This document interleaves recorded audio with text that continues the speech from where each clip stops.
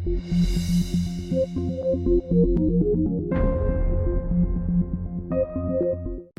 Friends, मेरा नाम है तनवीर और आप देख रहे हैं NRD सैम। इस वीडियो में मैं आपको बताने वाला हूं कि कैसे आप माइक्रोसॉफ्ट एक्सेल में बारकोड क्रिएट कर सकते हैं। तो अभी आप देख सकते हैं यहाँ पे मैं जो भी इनपुट डेटा में टाइप करूँगा उसका एक बारकोड ऑटोमेटिकली जनरेट हो जाएगा, वे चाहे वो टेक्स्ट हो या कॉम्बिनेशन हो टेक्स्ट और नंबर्स का। तो यहाँ पे ईजिली हम बारकोड जनरेट कर सकते हैं। तो वीडियो में आगे बढ़ने से पहले अगर आपको टेक्स्ट से रिलेटेड वीडियो देखना पसंद है तो चैनल को सब्सक्राइब कर लीजिए और बेल आइकन को प्रेस करके ऑल नोटिफिकेशन को भी इनेबल कर लीजिए, क्योंकि मैं आपके लिए ऐसी ही यूज़फुल वीडियोस लेके आता रहता हूँ। तो दोस्तों, जैसा कि आप देख सकते हैं मैंने यहाँ पे इनपुट डेटा और बारकोड यहाँ पे दो सेक्शन बना के रखे हुए हैं। तो यहाँ पे हम जो भी इनपुट डेटा देंगे वो यहाँ पे बारकोड वाले सेक्शन में ऑटोमेटिकली बारकोड जनरेट हो जाएगा। तो सबसे पहले हमें जो ज़रूरी काम करना है वो ये है कि इनपुट डेटा को हमें टेक्स्ट फॉर्म में कन्वर्ट कर लेना है।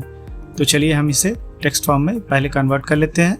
तो यहाँ पे हमें इनपुट डेटा को इस तरह से सिलेक्ट कर लेना है एंड देन हमें राइट क्लिक करना है इस पर, और यहाँ पे आपको फॉर्मेट सेल्स पे क्लिक करना है और यहाँ पे आपको टेक्स्ट पे क्लिक करके जस्ट ओके पे क्लिक कर देना है।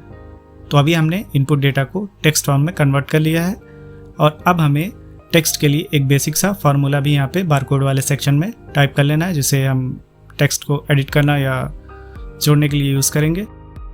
तो हमें यहाँ पे टाइप करना है इक्वल डबल कोस्ट और यहाँ पे आपको ब्रैकेट ओपन करना है, double quote and symbol and then आपको इनपुट डेटा वाले सेल को इस तरह से सिलेक्ट कर लेना है and symbol double quote bracket बंद कर लेना है और यहाँ पे डबल कोस्ट इंटर करके आपको इंटर कर देना है।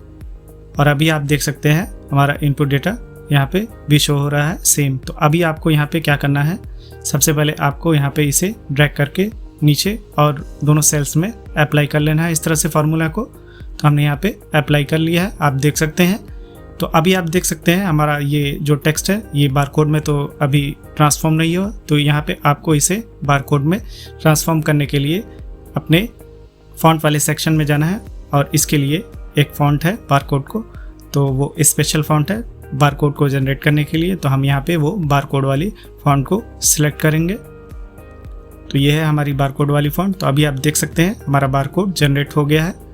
तो इस तरह से हम बारकोड जनरेट कर सकते हैं। तो अभी आप देख सकते हैं मैं यहाँ पे इनपुट डेटा में जो भी डेटा दूंगा, जो भी टाइप करूँगा, तो यहाँ पे उसका बारकोड जनरेट हो जाएगा, फिर वो चाहे नंबर हो या मिक्स हो। तो यहाँ पे आप देख सकते हैं मैंने यहाँ पे कुछ भी डेटा इनपुट दूंगा तो यहाँ पे वो ऑटोमेटिकली बारकोड जनरेट हो जाएगा। तो इस तरह से आप एक्सेल में बारकोड जनरेट कर सकते हैं। और मैंने इस स्पेशल बारकोड फॉन्ट को डाउनलोड करने का लिंक अपने वीडियो के डिस्क्रिप्शन में दिया हुआ है, तो आप वहाँ से जाके इसे डाउनलोड कर सकते हैं। तो आपको मेरी ये वीडियो कैसी लगी नीचे कमेंट करना ना भूलें और वीडियो को लाइक करें, शेयर करें और चैनल को सब्सक्राइब करना ना भूलें और बेल आइकन को प्रेस कर लें ताकि आने वाली वीडियोस आपको सबसे पहले मिल सके।